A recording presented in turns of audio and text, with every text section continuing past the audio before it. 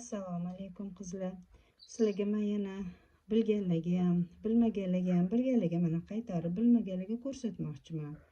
Mana shu ipni to'qiganingizda boshqacha rangga qo'shib to'qishni o'rgatmoqchiman, ko'rsatmoqchiman qizlar.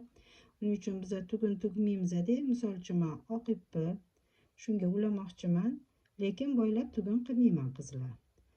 Uning uchun mana shunaqa qilib o'tkazamiz. Mana shunaqa qilib olaman-da. Mana. Keyin bu yerdan bu ipimni tortib to'g'irlab olaman qizlar.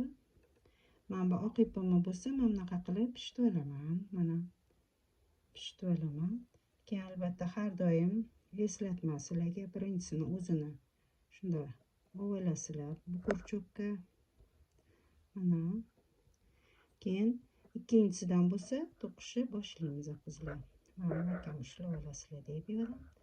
Ikkinchisini to'qib chiqarasizlar oqinglarni.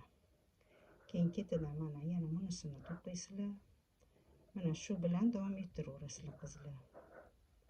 Uni bo'ylab o'tirish shart emas. Bo'ylamasdan shunda to'qisanglar, menimcha tugun hosil bo'lmaydi. Keyin orqasini bo'lsa kurchoqlarda chiqqan iplarni bildirmay yopib ketaverasizlar. Mana sizlarga shuni ko'rsatmoqchi edim. Mana kuzatib boringlar. Shunimcha bitgandan keyin uni ham ko'rsataman sizlarga. Qanaqa bitib chiqarganimni.